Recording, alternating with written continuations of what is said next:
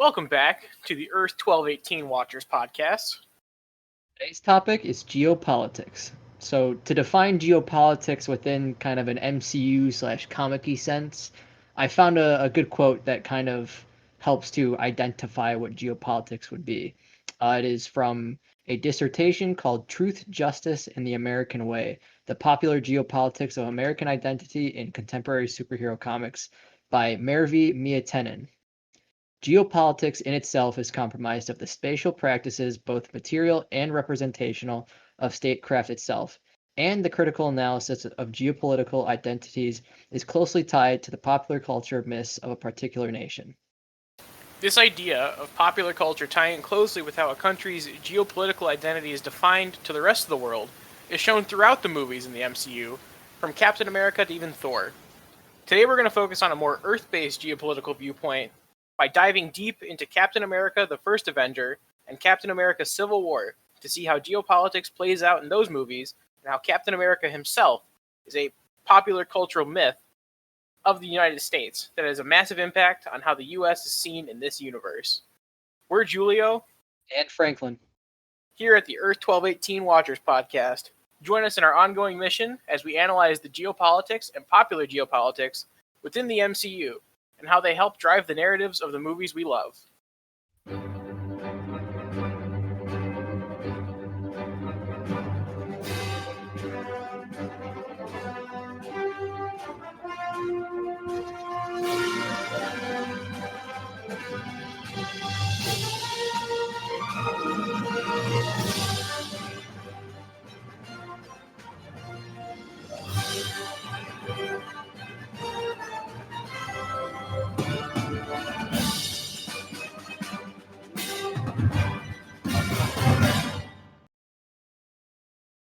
Well, Franklin, we're back. Podcast 2.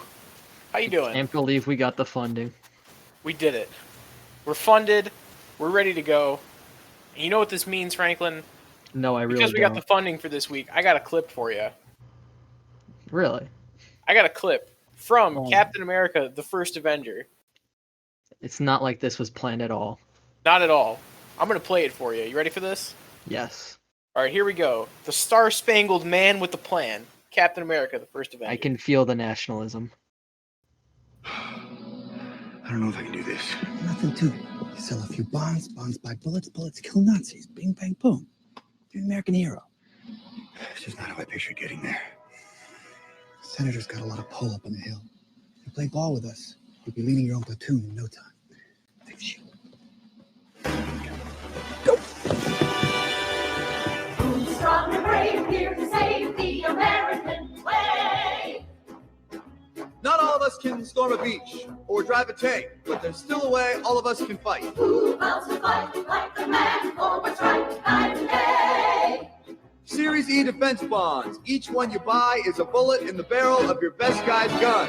Who will campaign door to door for America? Carry the flag shore to shore for America. From Hoboken to Spokane, the Star-Spangled Man, we the flag.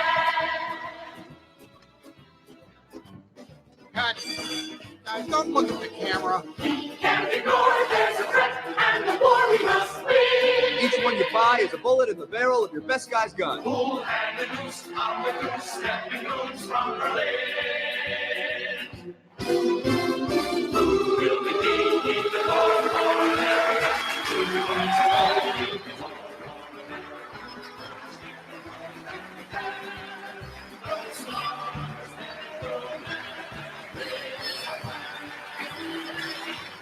We all know this is about trying to win the war. We can't do that without bullets and bandages, tanks and tents. Now that's where you come in. Every bond you buy will help protect someone you love. Keep our boys armed and ready, and the Germans will think twice about trying to get the drop on us.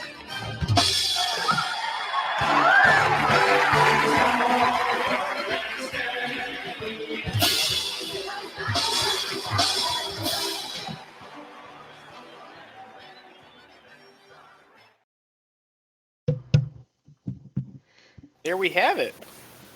Star-Spangled Man with a Plan from Captain America 1. So for the viewers that are, or the listeners at home who can't actually see what's going on, basically this is from the first Captain America film. After he gets his powers, the U.S. government and all of their infinite wisdom decides to not deploy the super soldier to help end the war, but instead they use him as a propaganda symbol to sell bonds. Right. So in this clip, we can see there's like a whole bunch of dancing girls in red, white, and blue singing this song about him, and then he comes out, gives a speech about, oh, you should buy war bonds to help the effort, and then he shoots a whole bunch of clips and makes posters. Essentially, he replaces the Uncle Sam figure, and they even show that in some of the posters, where it's just it's him pointing, saying, "We want you." And We want you to buy bonds. Right. So that kind of, the whole goal with that, like relating back to geopolitics, is to use him as this pop culture symbol to show off not only to like the American citizens, but like to the rest of the world. Hey, we have this guy, and he's representing the strength of our army. Like Super Soldier is representing how strong our army is, and he's gonna for sure take down Hitler and end the war and like all this other stuff. And it invigorates the people to try to sign up for the war. It also shows the rest of the world, hey, we can do this. We can beat Hitler. We can win World War II, kind of thing. Mm-hmm. I even have a quote from that same dissertation that I brought up earlier. Amazing. The popular geopolitics of American identity can be assessed through superhero comics, but as already stated, what is the core of the study is not to discover any actual real American identity or to define what Americanness is, but to discover what kind of popular geopolitical identity superhero comics offer to their readers and what implications these geopolitical constructs may have. So something Right. later on in the clip that we don't actually see is that they're also making comics of Captain America in the MCU and using that as propaganda as well. Right. The whole goal is to sell him, and he's become this geopolitical construct for the U.S. to sell him to the U.S. and even going as young as selling it to kids with comic books, and then showing him off around the world. Because also in that clip, you can see soldiers reading the comic books. So the idea of Captain America being projected around the world seems almost stronger than having him in the war itself. Is kind of what I think the U.S. was going for there. Mm-hmm. It's just, let's have this big propaganda symbol to show how strong we are and make ourselves strong geopolitically, instead of like, oh, let's not end the war right away with just sending in a super soldier to like fix everything. Mm-hmm. It's also kind of it's definitely part of that, and then it's also to frighten the Nazis and make them think, oh, we have a super soldier and all that stuff, and Right. send I mean, them a message of how strong we are as well. Yeah, and I mean they've already denied Red Skull, who's a super soldier in the movie. Mm-hmm. What? It's definitely really interesting though to see, because that's kind of it's a common thing that happens to Cap like nearly in every kind of universe that he starts in.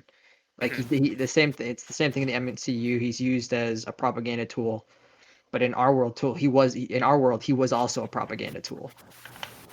They did the same thing, Right. and that's how Cap got his start. There's even a reference in the clip that we just watched where, what's it called? During that whole musical number, he turns around and he punches Hitler in the face. And in the first comic of Captain America that was ever made, he was punching Hitler in the face. So I think, based on kind of what you just said there, they're making fun of his origin and showing that with the rest of the movie that he's more than just a propaganda symbol, but like like you said, he was made to be this sort of American figure who's going to punch Hitler and save the day and kiss the babies and all that. Mm-hmm. And he kind of like, I don't know, later in the movie too, he kind of recognizes that he's being used as this tool by the government, and like he wants to do good and he wants to go and actually fight and contribute, but he can't because he's stuck in this role that the government's giving him. So there's a point where he's sketching down him and it, like in a monkey suit, like selling bonds, which I thought was pretty good.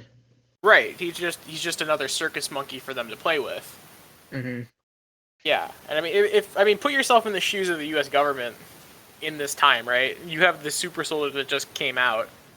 Like, if you do the whole propaganda thing, you're not only like you're strengthening your international relations with other countries, showing that, hey, we're strong, depend on us, we're good. Mm-hmm. And then you're showing the enemy that we're going to defeat you, and kind of go along those lines with it. Yeah, and it's also at little risk to themselves too, because they only have the one super soldier. Yeah, it's a whole front. Like, oh, we have this one. Who knows what else we have? Mm. It's one big bluff. Yeah, I mean, even then, do they know he's a super soldier? He's just like he could just be a real buff guy. That's true. I don't know how like good like the movie magic and stuff was, but I know in the clip they had him holding the motorcycle over his head, but I don't even know I if mean, Cap could do that. I mean, yeah, I guess the superhero could, but like I don't know, maybe with stage effects and things, you could get a real person to do that. Mm-hmm. They kept The them on serum's a line. supposed to increase them to like their peak physical strength.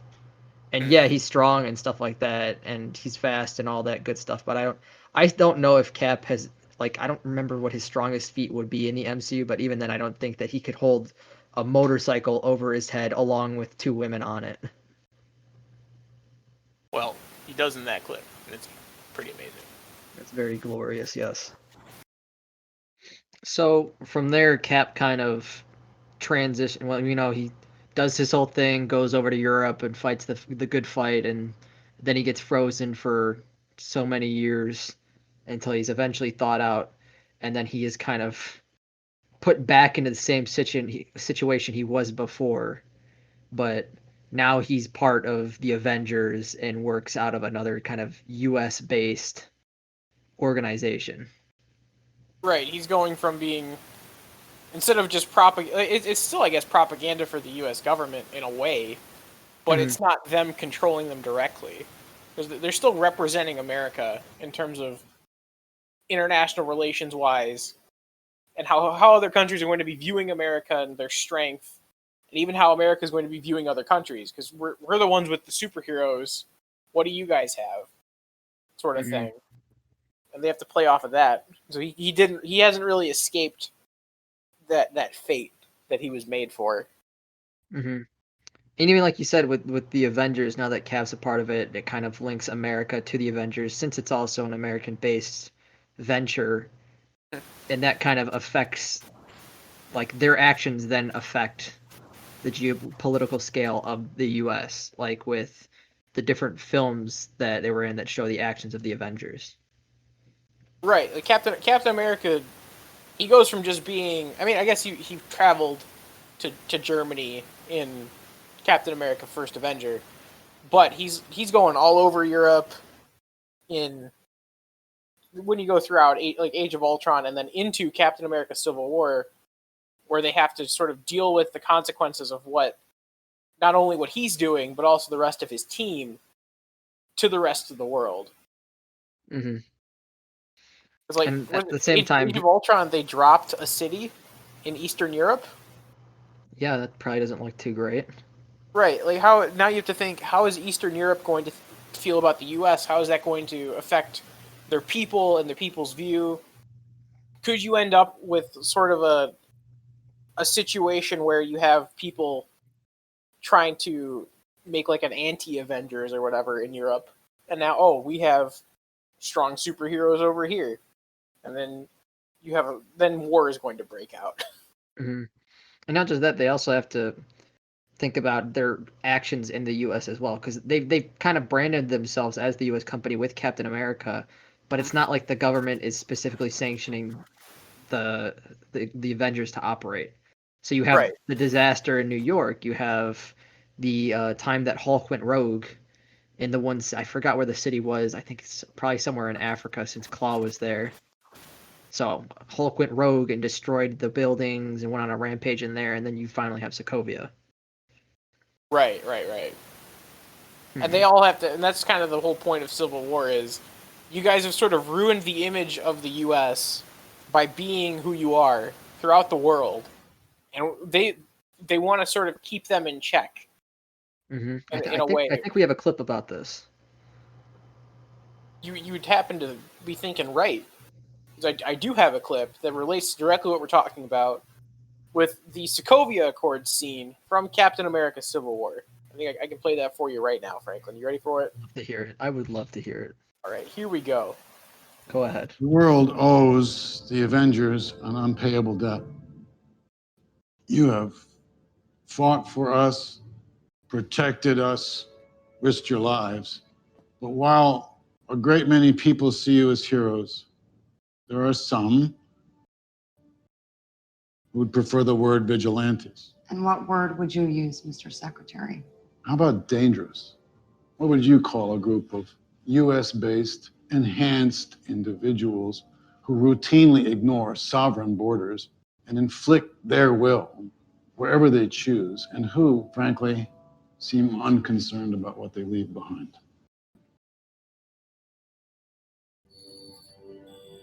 New York.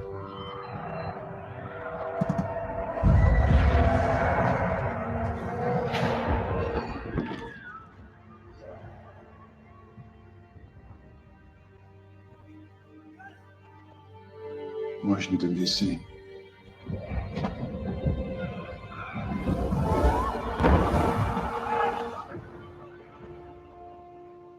Sokovia.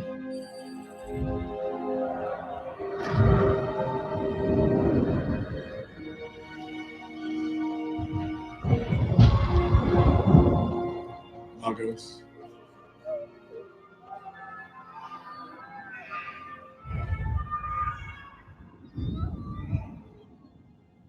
Okay, that's enough. For the past 4 years, you've operated with unlimited power and no supervision. That's an arrangement the governments of the world can no longer tolerate. But I think we have a solution.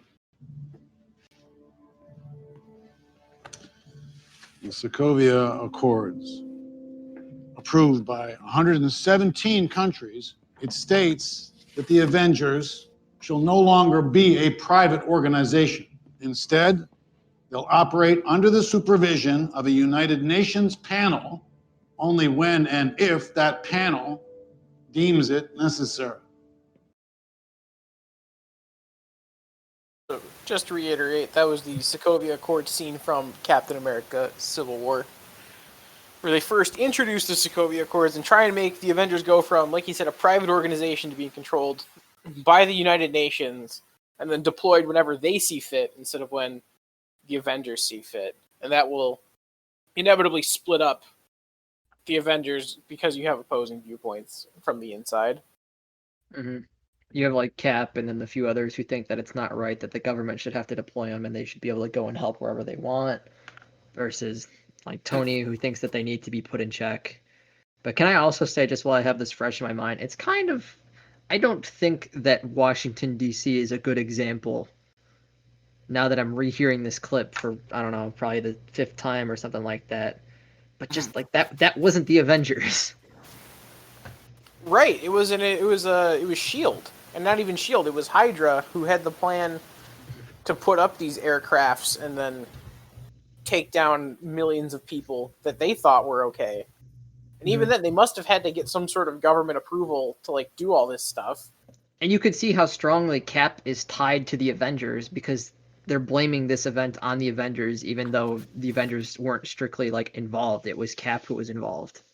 Yeah, that was a straight Captain America thing. He was the hero that took down the I guess they were helicarriers. Yeah, with some help from Falcon, of course, but at the time he wasn't an Avenger, so. Right, but still, he gets blamed for it. And I think what's interesting also about this clip is the side Captain America chooses to take. So he's been sort of this geopolitical pop culture symbol for the U.S. for the past 70 years at this point.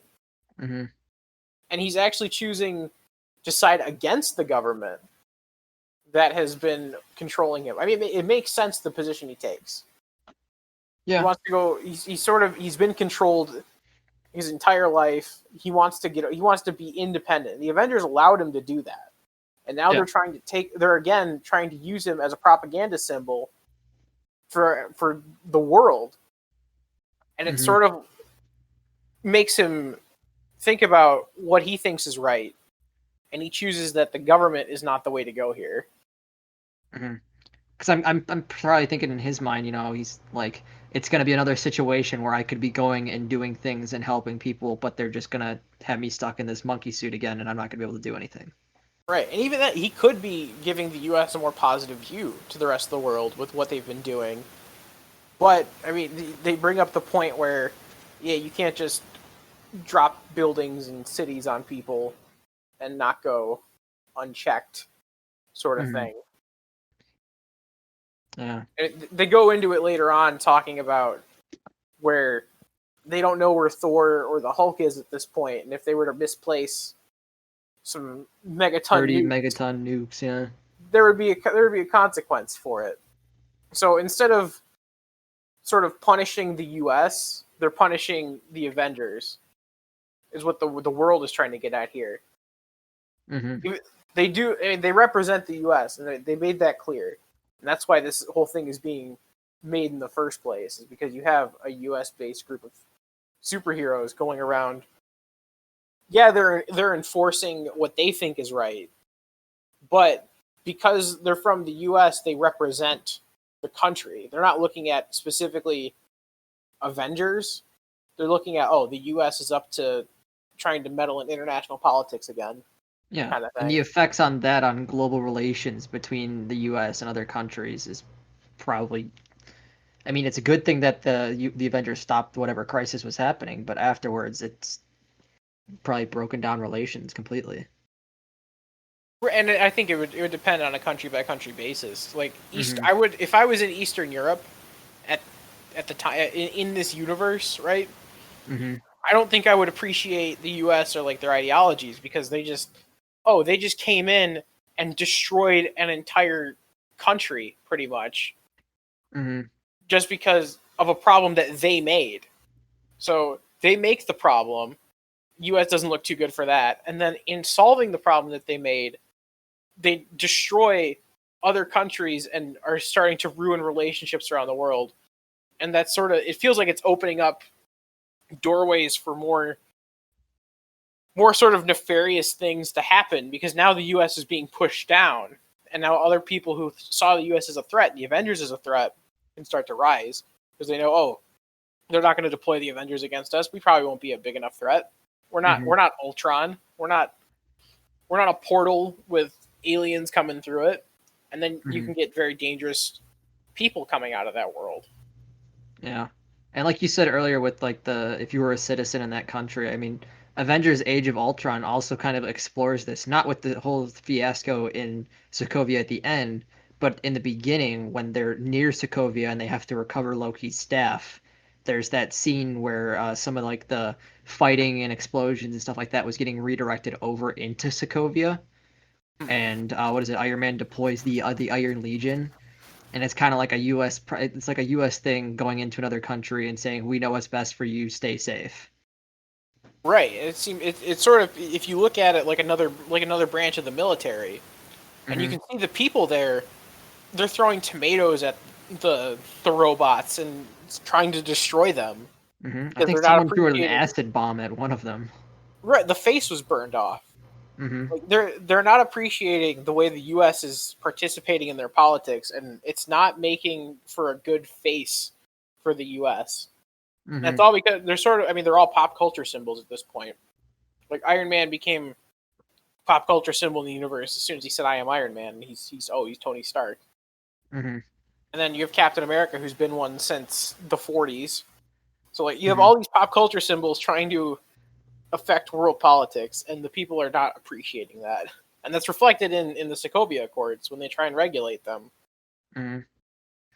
Even that, what is it, with the new branch of the military, I'm thinking back to Iron Man 2 during the court hearing to try and get the, get the Iron Man armor from Stark. And Right. he's like, I've successfully privatized world's peace, and he's like, I wouldn't like, what is it? He's like, I'd consider Department of Defense or something like that, like as a chair in that. Mhm. So it's kind of it's You one of think those things. it's a direct parallel. You have at that time it was only Iron Man. He's a private person, private organization kind of thing, who is enforced peace through his own means, like with the Iron Man suit, Mm-hmm. and the government attempting to regulate him and take away his things. It's the same thing here, where you have a private organization, the Avengers, with their enhanced abilities, and the governments of the world trying to take away what they have. It's what Iron Man 2 was, but scaled up. Mm-hmm. Yeah, that's for sure. Which actually makes me kind of think, right, why Tony wouldn't choose to be against the government, because they've already tried to take away his things. Yeah. I mean, it was probably just a bad time and place for him after getting confronted by the mother of one of the sons that got killed in Sokovia. Right. So, but it was surprising hearing the words "we need to be put in check" coming out of Tony Stark's mouth, the billionaire playboy philanthropist. Exactly. And seeing Captain America break away from his monkey status, his circus monkey status, who's been a government propaganda agent trying to promote American geopolitics as being this sort of strong facing country that if you're good, we'll be here to defend you, and if you're bad, you better look out because we have a Captain America. Mm-hmm. And even at the end of Civil War, he kind of makes the conscious choice to drop his like affiliation so that he can just like dish out justice in his own terms. Because at the end, he drops the shield with the stars and the stripes on it. Right. And then he goes off, and you see him in Infinity War as Nomad. Yeah, he's changing. In a way, he's changing the pop culture of the U.S. and how the world is going to perceive the U.S. after the events of Civil War. Mm-hmm.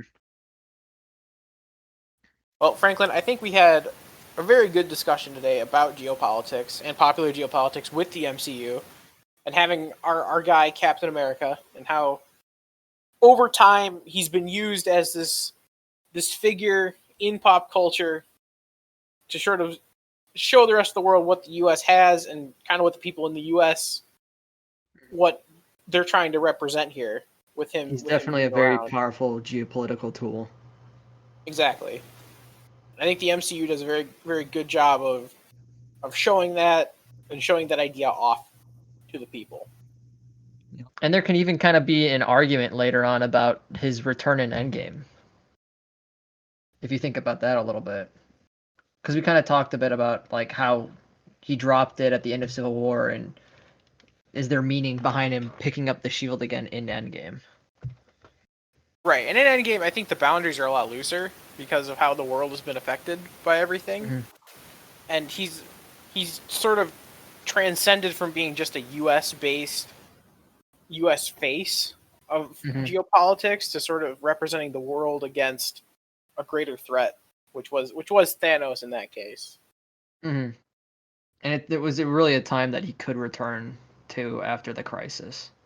Right, and it's different this time because he doesn't have the U.S. controlling him and sort of using him as a face for the country to the rest of the world. Because at that point, it doesn't matter because everyone is sort of messed Half the up. population is gone, and everyone else remaining is just messed up. Right. Mm-hmm. Yeah. Captain America. He's just been this figure throughout all of the MCU movies. Yeah, starting from his origins in the film all the way up to how he eventually retires in Endgame. Well, I've had a great time today. As we near the end of the podcast, we need to bring up our sponsor for this episode. Of course, our first sponsor for this episode is of course Phobos, who is our roommate's cat. Really into the MCU. Glad to have his support. His support. We'll call it that because I'm not sure how much he gives, but he funded the clips. Yes. and the quotes that we've used. Yeah. Like, we couldn't be here without him. Of course. All right, So, everyone. Thank you for listening, and we will see you in the next one. yeah, see you next week.